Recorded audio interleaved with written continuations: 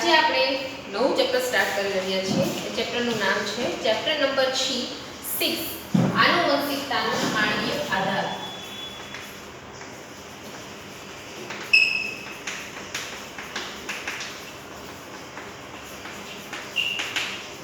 આના પહેલા આપણે ચેપ્ટર નંબર 5 ને ડિસ્કસ કરેલી છે, બરાબર? તો આપણે ચેપ્ટર નંબર 5 માં ઘણી બધી ચર્ચા કરેલી છે. તેમાં ચર્ચા કરેલી હતી કે સામાન્ય રીતે પિતૃ પેઢીમાંથી લક્ષણો સપ્તતીમાંથી કઈ રીતે ઉતરી આવે છે, લક્ષણોની વાત કરી. અને સામાન્ય રીતે એ ચેપ્ટરમાં આપણે વાત કરી હતી કે મેન્ડલે કારકોની વાત કરી છે. તો કે કારકોની વાત એટલે કે આપણે એને ફેક્ટર કહેતા હતા, બરાબર? આ ફેક્ટરની વાત કરી તે ચર્ચા આપણે આ ચેપ્ટરમાં કરવાના છીએ. મેન્ડલે કારકોની વાત કરી, પણ આ કારકો ફેક્ટર તે કયા છે એટલે કે સપ્તતીમાં શું કહેવાય, પિતૃમાંથી સપ્તતીમાં લક્ષણ ઉતરી આવે છે તેના માટે જવાબદાર કારકો છે. પણ આ કારકો કયા છે? પિતૃમાંથી સપ્તતીમાં વારસાગત જે ઉતરી આવે લક્ષણો એના માટે જવાબદાર કારકો કયા છે એ આ ચેપ્ટરમાં ભણવાનું છે. અને આનુવંશિકતાથી વારસામાં જે લક્ષણ મળે તે આપણે ચેપ્ટર 5 માં જોઈ ગયા, બરાબર? તેના માટે કયું રસાયણ જવાબદાર છે કે જેના કારણે પિતૃ પેઢીમાંથી લક્ષણો સપ્તતીમાં ઉતરી આવે. હવે સામાન્ય રીતે એના માટે જવાબદાર છે, કારક માટે જવાબદાર છે આનુવંશિક દ્રવ્ય ડીએનએ. આપણને બધાને ખબર છે કે ડીએનએ છે બધા પ્રાણીઓમાં આવેલા છે. અમુક વાયરસને બાદ કરતા મોટા ભાગના પ્રાણીઓમાં શું આવેલા છે? ડીએનએ, એટલે કે આનુવંશિક દ્રવ્ય આવેલું છે. હવે ડીએનએ નું પૂરું નામ શું છે? તો કે ડીએનએ નું પૂરું નામ ડીઓક્સીરિબોન્યુક્લિક એસિડ. આ ડીએનએ નું નામ છે. હવે સામાન્ય રીતે કોઈ પણ જોઈએ, એક કોષી સજીવ લો કે બહુકોષી સજીવ લો, તો આ એક કોષી સજીવની વાત કરીએ, બહુકોષી સજીવો એ બધાની અંદર ડીએનએ આવેલું હોય છે. કોઈ પણ સજીવ પ્રાણીની વાત કરીએ, જે એકકોષી હોય કે બહુકોષી, તે બધામાં સામાન્ય રીતે ડીએનએ આવેલો હોય છે. અમુક વાયરસ કે જેમાં સામાન્ય રીતે જનિત દ્રવ્ય તરીકે ડીએનએ આવેલું નથી, પણ શું આવેલું હોય છે? આરએનએ આવેલું હોય છે, એટલે કે રિબોન્યુક્લિક એસિડ આવેલું હોય છે, બરાબર? પણ અમુક વાયરસને, મોટા ભાગના વાયરસમાં તો ડીએનએ, પણ અમુક વાયરસને બાદ કરતા એમાં ડીએનએ ની જગ્યાએ શું આવેલું હોય છે? આરએનએ આવેલું છે. હવે સામાન્ય રીતે ડીએનએ આરએનએ ની ચર્ચા આપણે ડિટેલમાં આ ચેપ્ટરમાં કરવાની છે. ત્યારબાદ શું કરવાનું છે આ ચેપ્ટરમાં ચર્ચા? તો કે ડીએનએ ની રાસાયણિક રચના, એટલે કે જનન સપ્તતીમાં ઉતરી આવે વારસાગત લક્ષણો, તેના માટે કયું રાસાયણ જવાબદાર છે? તો કે ડીએનએ ની રાસાયણિક રચના. ત્યારબાદ ડીએનએ ની શોધ કઈ રીતે થઈ, કોણે કરી, કોણે ઇન્ટ્રોડ્યુસ કર્યું ડીએનએ, એ જોવાનું છે. ત્યારબાદ વિવિધ પ્રયોગો જોવાના છે ડીએનએ ની રચનાના.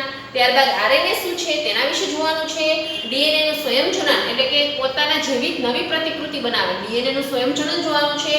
ત્યારબાદ જનીનને ઉત્સેચક માટે જવાબદાર છે. જનીન શેના માટે ઉત્સેચક બનાવે, એટલે કે ઉત્સેચક બનાવે છે. ઉત્સેચક એક પ્રકારનું પ્રોટીન છે, એના માટે જનીન જવાબદાર છે, એ જોવાનું છે. ત્યારબાદ ડીએનએ માંથી પ્રોટીનનું નિર્માણ થાય અને આરએનએ બને. ત્યારબાદ કોષરસમાં જાય અને રિબોઝોમ પર જોડાય, પ્રોટીન બને. એમ આ બધી ડિટેલ આપણે આ ચેપ્ટરમાં સ્ટડી કરવાની છે. તો પહેલા તો આ ચેપ્ટરમાં આપણે શું જોશું? તો કે ડીએનએ આરએનએ અને રાસાયણિક રીતે સ્ટ્રક્ચર. ડીએનએ આરએનએ નું રાસાયણિક સ્ટ્રક્ચર જોશું, એટલે કે ડીઓક્સીરિબોન્યુક્લિક એસિડ છે શું છે? તો આપણને ખબર છે તો કે આ પદાર્થ એક લાંબો પોલિમર છે. ડીએનએ આરએનએ શું છે? એક લાંબો પોલિમર છે. અને સામાન્ય રીતે ધોરણ 11 માં તમે જોઈ ગયા તો કે ડીએનએ ની વાર્નિંગ ચેપ્ટર નંબર 9 માં કદાચ 9 માં, બરાબર? જૈવ પોલિમરમાં તમે ભણી ગયા છો, મેં જ કરેલું છે તમને. એટલે કે એની અંદર શું આવેલા છે? તો કે એડેનિન, ગ્વાનિન, સાઇટોસિન અને થાઇમિન આવેલું છે. અને આપણે જોયું હતું ડીએનએ ની એક ચેઇન હતી આવી રીતે, એનું બધાનું અંતર પણ કીધું હતું સર્કિલ આકારની, કે જેની અંદર A, T અને C અને G, એટલે કે A અને T વચ્ચે ડબલ બંધ આવેલા હોય છે. નિર્બળ બે નાઇટ્રોજનની સામાન્ય રીતે બે નિર્બળ બંધ આવેલા હોય છે, નાઇટ્રોજન બંધ હોય છે. જ્યારે C અને G, સાઇટોસિન અને ગ્વાનિનની વચ્ચે ત્રણ નિર્બળ નાઇટ્રોજન બંધ આવેલા હોય છે. ત્યારબાદ આપણે 11th માં એ પણ ચર્ચા કરેલી હતી કે સામાન્ય રીતે આ બંને વચ્ચેનું અંતર કેટલું હતું? 0.3 નેનોમીટર, અને આ સર્કિલની એક ચેઇનની વચ્ચેનું હતું 0.34 નેનોમીટર. એટલે આ બધું આપણે વર્ણન કરવાના છે. અને સામાન્ય રીતે આ ત્રીજા અને પાંચમા કાર્બન સાથે જોડાયેલી હોય છે, અને આ ત્રીજા પાંચમા કાર્બન સાથે જોડાયેલી હોય છે. એક ચેઇન ઉપર જાય છે, એક ચેઇન નીચે જાય છે, એટલે એને સર્પાલકાર બંધારણ જોવા મળે છે, બરાબર છે? હવે ત્યારબાદ આપણે જોવાની છે મુખ્ય ત્રણ વાત. સામાન્ય રીતે નાઇટ્રોજન બંધ એટલો છે તે પાર્ટ છે, ત્યાં ન્યુક્લિયોટાઇડ છે. આમાં શું આવેલું હોય છે? નાઇટ્રોજન બંધ, નિર્બળ નાઇટ્રોજન બંધ આવે. ત્યાં શું આવેલું હોય છે? તો તે નિર્બળ હોય છે, કારણ કે ત્યાં ન્યુક્લિયોટાઇડ આવેલું છે. હવે આ ન્યુક્લિયોટાઇડ છે તો એકની રચના જોઈએ કેવી રીતે હોય છે. આપણે એકમાં આ એક બંધારણ જોશું કે એમાં ન્યુક્લિયોટાઇડ આવેલું છે, એ એકની જેવી રચના હોય છે એવી બધાની હોય છે. તો આપણે એકની રચના, એક ન્યુક્લિયોટાઇડની રચના ડિટેલમાં જોશું અને પછી એવી બધાની રચના આવશે. તો પહેલા તો મુખ્ય ત્રણ બાબતો, આ હું તમને જે અત્યારે પહેલો લેક્ચર જે ઇન્ટ્રો કરાવું છું ત્યાં ટેક્સ્ટ બુકમાં નથી, એટલે તમારે ખાસ ધ્યાન રાખવાનું છે. તો સામાન્ય રીતે મુખ્ય ત્રણ બાબતો યાદ રાખવાની છે, બાબતો હોય છે ન્યુક્લિયોટાઇડના. આ ન્યુક્લિયોટાઇડમાં શું બાબતો હોય છે? ત્રણ બાબતો. તો પહેલી બાબત શું છે? તો કે નાઇટ્રોજન બેઝ. એટલે કે સામાન્ય રીતે આમાં નાઇટ્રોજન બેઝ એટલે કે બે રિંગ આવેલી હોય છે, એક તો પિરિમિડિન અને બીજી રિંગ હોય છે પ્યુરિન. બે પ્રકારના નાઇટ્રોજન બેઝ હોય છે. હવે પિરિમિડિન પ્રકારના નાઇટ્રોજન બેઝ હોય છે ન્યુક્લિયોટાઇડમાં, બરોબર?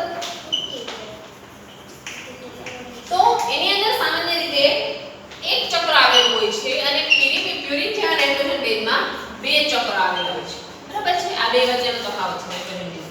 ત્યારબાદ હવે હું તમને અહીંયા શું કહેવાય રાસાયણિક સ્ટ્રક્ચર બતાવું છું. તો એક્ઝામ માટે કામનું નથી, બોર્ડની એક્ઝામ, પણ તમે જો નીટની એક્ઝામ આપવાના હોય તો તેના માટે કામનું છે, બરાબર? તો હવે પિરિમિડિનમાં કોનો સમાવેશ થાય છે? તો કે એક ચક્ર હોય છે સામાન્ય રીતે. તો કોનો સમાવેશ થાય છે? તો એ લઉં છું.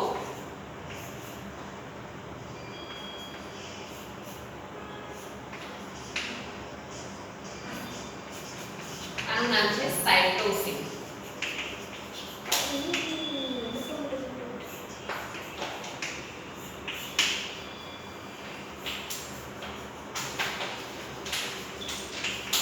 આને કહેશું યુરેસિલ.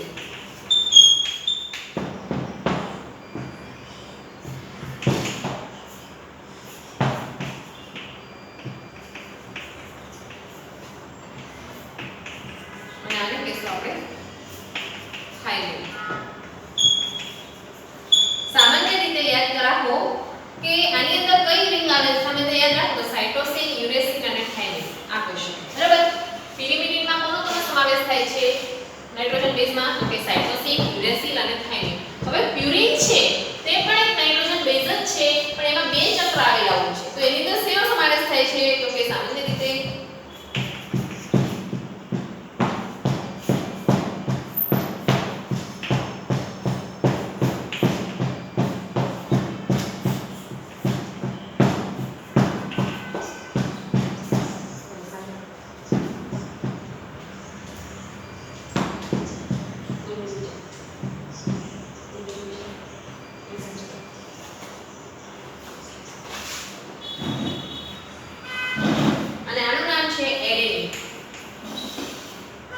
બીજો ડ્રો કરું છું.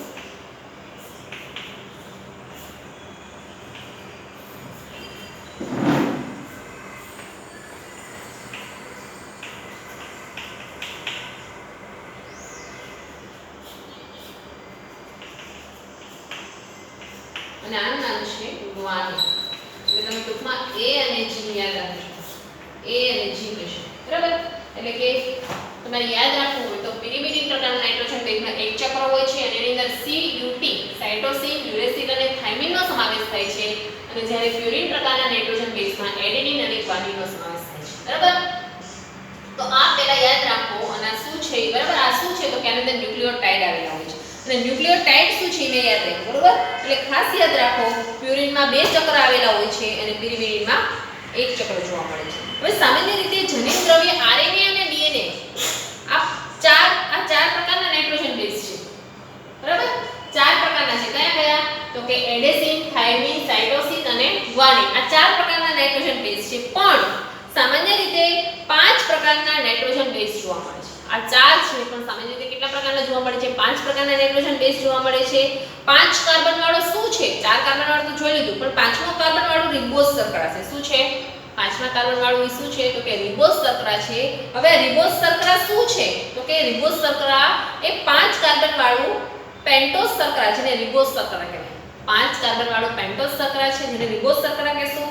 અને સામાન્ય રીતે વાત કરીએ તો કે RNA માં પણ રિબોઝ શર્કરા આવેલી હોય છે અને DNA માં પણ રિબોઝ શર્કરા આવેલી હોય છે, બરાબર છે? હવે RNA અને DNA માં બેમાં રિબોઝ શર્કરા આવેલી તો બેમાં તફાવત શું છે? તો એ જોઈએ આપણે હવે.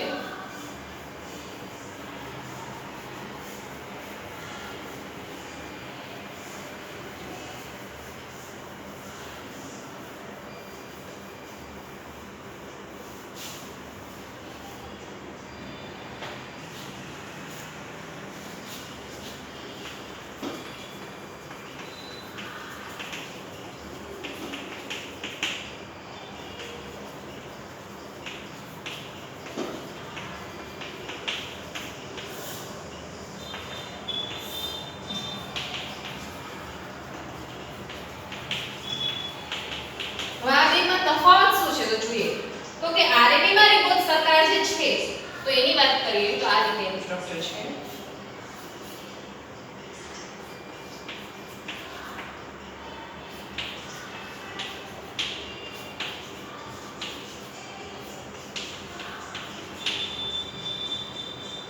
આને કહેશું રીબોઝ આરએનએ. હવે આમાં શું છે તો કે 3 નંબરનો જે કાર્બન છે એટલે કે અહીં ચાલુ કરીએ 1 2 અને આ 3 જે 3 નંબરનો કાર્બન છે 3 માંથી એક ઓક્સિજન દૂર થાય બરાબર. 3 નંબરના કાર્બન ઉભે જોઈ લો આ પહેલો બીજો અને આ ત્રીજો. આ 3 નંબરના કાર્બન ઉપર ઓક્સિજન દૂર થાય એટલે કે H ઉપરથી ઓક્સિજન દૂર થાય 1 2 અને આ 3. હાઇડ્રોજન ને એક ઓક્સિજન દૂર થાય 3 માંથી એક ઓક્સિજન ઉપર એક ઓક્સિજન દૂર થાય તો માત્ર શું જોવા મળે? H જોવા મળે બરાબર છે. આ H જોવા મળે તો તેને કહેશું ડીએનએ રીબોઝ શર્કરા. તો એનું સ્ટ્રક્ચર હવે બનાવો.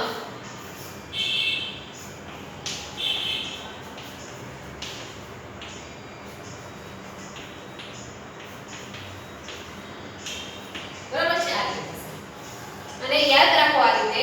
અને બીજું આનું નામ થશે ડીઓક્સી રિબોન્યુક્લિક એસિડ અને આનું નામ થશે deoxy ribonucleic acid. Deoxy ribonucleic acid ribose બરાબર. અને આનું નામ થશે ઓક્સી રિબોન્યુક્લિક એસિડ.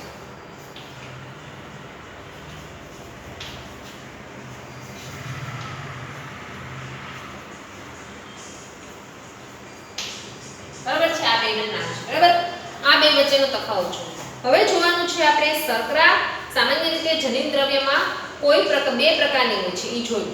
આપણે જનીન દ્રવ્ય છે એની અંદર બે પ્રકારની શર્કરા આવેલી છે બરાબર. કઈ બે પ્રકારની? તો કે આરએનએ રીબોઝ શર્કરા અને ડીએનએ રીબોઝ શર્કરા. અને આરએનએ રીબોઝ શર્કરા અને ડીએનએ રીબોઝ શર્કરામાં શું ફેર છે? તો કે આરએનએ છે એના ત્રીજા કાર્બન ઉપરથી હાઇડ્રોજનમાંથી એક ઓક્સિજન દૂર કરવામાં આવે તો જે સ્ટ્રક્ચર બને તેનું સ્ટ્રક્ચર છે તો કે ડીએનએ રીબોઝ. બે વચ્ચેનો તફાવત છે. હવે બીજું શું આવેલું છે તો કે ત્રીજું હવે જોઈએ તો કે હવે ફોસ્ફેટ સમૂહ પણ આવેલું છે. ડીએનએ માં બીજું શું આવેલું છે તો કે ફોસ્ફેટ સમૂહ. પહેલું આપણે શું જોઈ લીધું તો કે નાઇટ્રોજન બેઝ આવેલું છે. બીજું આપણે જોઈ લીધું શું જોઈ લીધું તો કે 5 કાર્બનનો રીબોઝ શર્કરા આવેલું છે. 5 કાર્બનનો એટલે કે ડીએનએ આરએનએ રીબોઝ શર્કરા અને ડીએનએ રીબોઝ શર્કરા. આ બીજું. અને ત્રીજું જોઈએ તો કે ફોસ્ફેટ સમૂહ આવેલું છે બરાબર છે. ત્રીજું શું આવેલું છે આપણા જનીન દ્રવ્યમાં? ફોસ્ફેટ સમૂહ.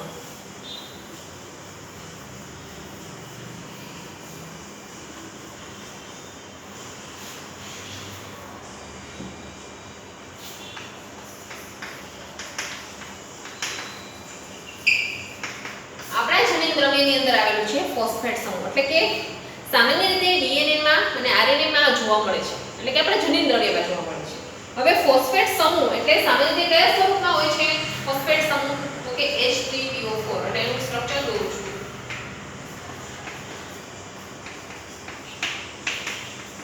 આ સ્વરૂપમાં હોય છે H3PO4 અને એને કહેશું આપણે ફોસ્ફોરિક એસિડ. આ શું છે? ફોસ્ફોરિક એસિડ ઇઝ ફોસ્ફેટ સમૂહ છે બરાબર છે. આ ત્રીજું આવેલું છે. જુઓ યાદ રાખો આપણે જનીન દ્રવ્યમાં પહેલું શું આવેલું છે? Nitrogen base રીબોઝ શર્કરા. રીબોઝ શર્કરા બે પ્રકારની, ડીએનએ પ્રકારની અને આરએનએ પ્રકારની. અને બીજું ફોસ્ફેટ સમૂહ આવેલો હોય છે આપણે જનીન દ્રવ્ય બરાબર. હવે ચોથું શું છે તો કે 4 નાઇટ્રોજન બેઝ આરએનએ માં જોવા મળે છે. આરએનએ માં શું જોવા મળે છે? તો યાદ રાખો 4 નાઇટ્રોજન બેઝ આરએનએ માં જોવા મળે છે. કયા કયા? તો કે A U G અને C. જ્યારે ડીએનએ માં શું જોવા મળે છે તો કે A T G C. એટલે ડીએનએ અને આરએનએ માં શું ફેર છે તો કે ડીએનએ અને આરએનએ માં આ ફેર છે તો કે તફાવત કોઈ પૂછે તો કે આરએનએ માં થાઇમિન આવેલું નથી જ્યારે ડીએનએ માં યુરેસિલ આવેલું નથી. આ બે વચ્ચેનો તફાવત છે બરાબર. હવે સામાન્ય રીતે હવે આપણે જોઈએ તો કે આપણે આ બધું અલગ અલગ જોઈએ. હવે તો આપણે આ બધા ત્રણ સમૂહને જો નાઇટ્રોજન બેઝ છે, બીજું રીબોઝ શર્કરા છે અને ત્રીજું છે ફોસ્ફેટ સમૂહ. આ ત્રણેયને જોડી દઈએ તો સામાન્ય રીતે આપણા ડીએનએ ની રચના થાય છે બરાબર. આ ત્રણેય વસ્તુને હવે આપણે અલગ હતો આ બધીને જોડી દઈએ તો આપણા ડીએનએ ની રચના થાય છે. હવે આપણે ડીએનએ ની અંદર સામાન્ય રીતે આ ત્રણેય વસ્તુ જોડાય અને ન્યુક્લિયોટાઇડ ની રચના થાય છે બરાબર. આપણે ન્યુક્લિયોટાઇડ જોયું ને તો હવે ન્યુક્લિયોટાઇડ ની કઈ રીતે થાય છે તે આપણે જોડી અને મટીરીયલ જે બને છે એની જોઈએ આપણે ચર્ચા કરીએ. બરાબર.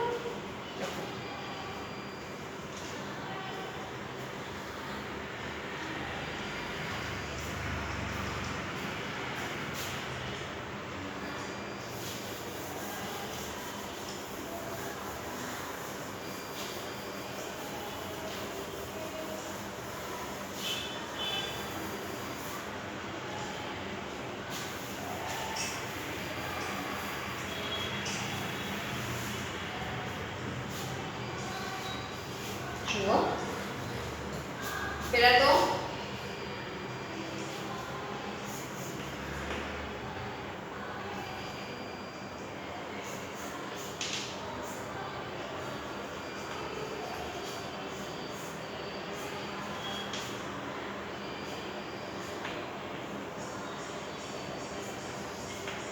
હવે આ બે રિંગ છે એટલે તમને ખબર પડી જ જવી જોઈએ કયા પ્રકારનો નાઇટ્રોજન બેઝ છે.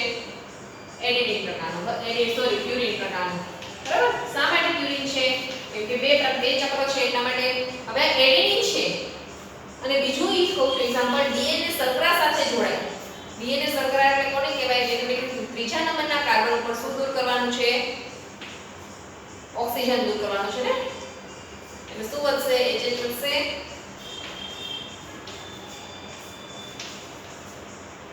બરાબર. અને આને કહીશું ડીએનએ શર્કરા. હવે યાદ રાખો જ્યારે ડીએનએ શર્કરા એડેનિન સાથે જોડાય છે એટલે કે સામાન્ય રીતે ડીએનએ શર્કરા એડેનિન સાથે જોડાય છે ત્યારે શું બને છે? એન ગ્લાયકોસિડિક બંધ. કોની સાથે? નાઇટ્રોજન બેઝ સાથે જોડાય છે ત્યારે. બરાબર. આ બે વચ્ચેનો બંધ કયો છે? એન ગ્લાયકોસિડિક બંધ. જ્યારે યાદ રાખો ડીએનએ શર્કરા નાઇટ્રોજન બેઝ, આ નાઇટ્રોજન બેઝ છે ને. નાઇટ્રોજન બેઝ બે પ્રકારના છે, પિરિમિડિન અને પ્યુરિન પ્રકારના. બરાબર. અને નાઇટ્રોજન બેઝ કયો છે? તો કે પ્યુરિન. અને એમાં કયો છે? તો કે એડેનિન. એની સાથે જ્યારે ડીએનએ શર્કરા જોડાય છે તો શું બને છે? ગ્લાયકોસિડિક બંધ બને છે. તો આ બે વચ્ચેના બંધને શું કહેશું? ગ્લાયકોસિડિક બંધ કહેવાય. બરાબર છે. હવે ત્યારબાદ જોઈએ અને સામાન્ય નાઇટ્રોજન બેઝ અને શર્કરા આ બધા જોડાય અને હવે જોઈએ તો કે આ બંને જે જોડાણા તો તેને કહેશું આપણે ન્યુક્લિયોસાઇડ. હવે ન્યુક્લિયોસાઇડ સિમ્પલ તમને કહીએ તો ન્યુક્લિયોસાઇડ કોને કહેવાય? તો કે નાઇટ્રોજન બેઝ પ્લસ શર્કરા જોડાણું. આ નાઇટ્રોજન બેઝ છે ને અને આ શર્કરા આ બંને જોડાય અને શેની રચના થાય છે? યાદ રાખજો મિત્રો, ન્યુક્લિયોસાઇડની રચના કરે છે. બરાબર. હવે એના પછી જોઈએ તો કે ત્રીજું હજી વસ્તુ આપણી પાસે હતું ફોસ્ફેટ સમૂહ. હવે આ ફોસ્ફેટ છે તેની સાથે ફરીથી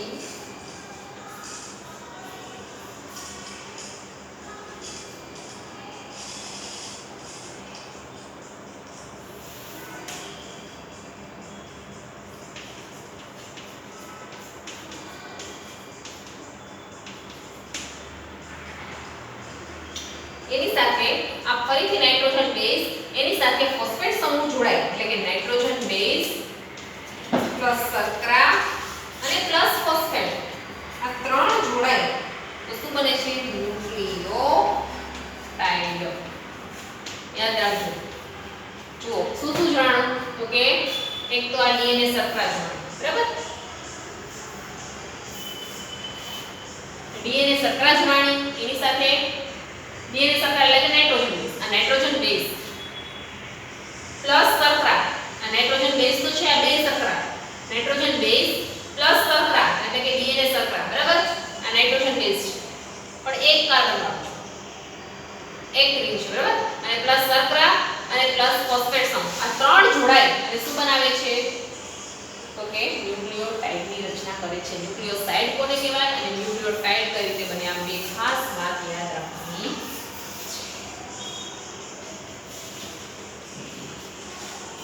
હવે જોઈએ આવા ન્યુક્લિયોટાઇડનો એક લાંબો પોલિમર. હવે આ તો એક ન્યુક્લિયોટાઇડની વાત કરી. હવે ક્રમિક આવા ન્યુક્લિયોટાઇડ એક આવી રીતે ચેન્જ થઈ જાય, એવી રીતે બીજી ચેન્જ થાય, એવી રીતે ત્રીજી ચેન્જ થાય અને અહીંયા કેટલા નંબરના કાર્બન સાથે ફોસ્ફેટ સમૂહ જોડાણો? તો કે ત્રીજા નંબરના કાર્બન સાથે.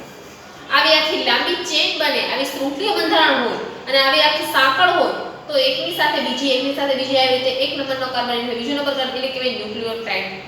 અને સામાન્ય રીતે એકના પહેલા નંબરના કાર્બન સાથે જોડાય છે, બીજાના 5ના નંબરના કાર્બન સાથે જોડાય છે.